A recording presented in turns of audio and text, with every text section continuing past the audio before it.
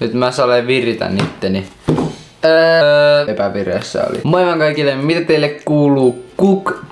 Luuru. Tänään itse asiassa ei oo kauhean hauska video, vaan oikeesti me puhutaan aika vakavastakin asiasta. Hei tyypit! Hei! Kuulitteko? Jos ette viittis huutaa. Jos ette huutais, niin mä olisin hyvin iloinen. Hiljempaa vai? Joskus sitä vaan tiettekö toivoisi, että asuisi yksin. Tänään puhutaan itse asiassa aika vakavasta aiheesta. Tää ei ole mikään kauhean hauska juttu.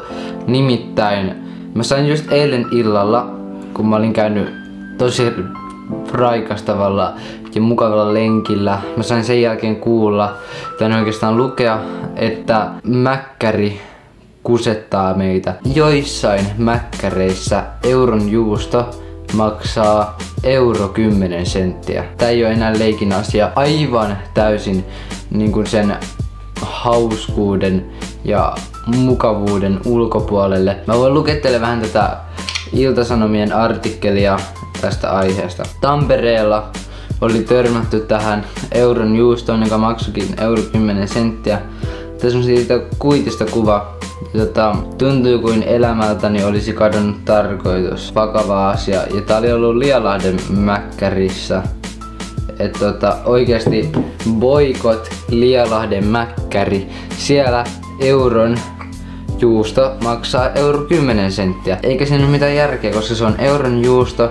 Ei se voi maksaa euro 10 senttiä. Se on euron juusto eikä euro 10 sentin juusto. Tuolle vaan nostetaan 10 senttiä hintaa. Mun mielestä toi on aivan törkeää ryöstöä. Nyt mä kerron teille, miksi se on ryöstö.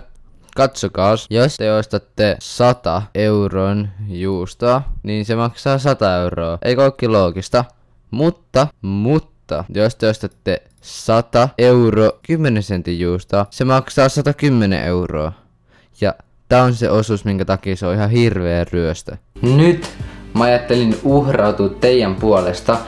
Että mä ajattelin, että mä lähden täältä Orivedeltä, eli täältä perseestä, täältä perämetsästä, tonne isolle kirkolle Tampereelle testaa mun 2 homeboy-mäkkäriä. You know, Hämeenkadun mäkkäri ja Koskarin mäkkäri. Mä käyn tyyppää ne kummatkin, et onhan euron juusto niissä vaan euron eikä euro 10 senttiä, koska mä oikeesti toivon mun sydämen pohjalta, että mun homeboy-mäkkärit Hämeenkatu ja Koskari ei petä mua ja niissä euron juusto maksaa vaan euron eikä euro 10 senttiä, joten lähdetään matkaan ja katsotaan miten kävi.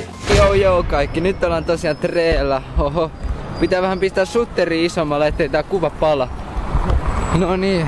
Eikö se mistä vai lopeta tätä kuvaa? Euron juusto gluteenittomana ilman juustoa. Nyt on tulossa tosiaan euron juusto gluteenittomana ilman juustoa. Kaikki te, jotka käytätte maitotuotteita, niin mä oon teille kysymys. Miksi te teette sitä? Vähän kritiikkiä mäkkäri tästä, että tää tuli tän kokoinen kuitti.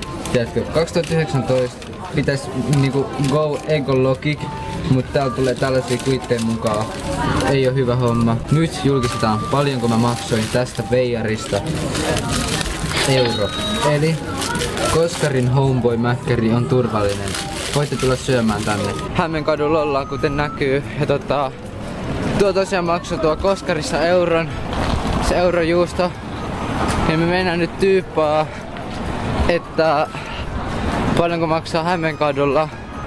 Ja kaiken lisäksi joku sosialistinen tyyppi antoi mulle tällaisen esitteen. Tämmösen SDP-esitteen. Ja mä olin aika otettu, koska harvoin kukaan ventovieras tulee tolle vaan antaa mulle mitään lahjoja. Eurojuusto ilman juustoa gluteenittomana. Ilman juustoa? Joo. Eli siis tavallinen hampurilainen? Niin. Kiitos. Ja nyt katsotaan tän hinta. Vastaus 1 euro. Eli siis lopputuloksena on se, että mun homeboy-mäkkärit, Hämeenkatu ja Koskari on kummatkin safety. Sä voit tulla näihin, eikä sun tarvi maksaa eurojuustosta yli hintaa. Ei siinä. Kiitos kun katsoitte tämän videon. Mä alan nyt syömään tätä mun toista hampparia. Muistakaa syödä teidän hampparit, ettei tuu ruokahävikkiä. Me nähdään seuraavassa videossa. Tilatkaa, tykätkää Ja kertokaa teidän kaverille, mä tarvii oikeesti huomiota pikkuhiljaa, että mä saan mun massit. Moikka! Kuuloke pipo, kuuloke pipo, kuuloke pipo, kuuloke pipo, kuuloke pipo, kuuloke pipo, kuuloke pipo, kuuloke pipo. Ja mä sitä pidän päässä 247 kuuloke pipon avulla. Mä enää elän sen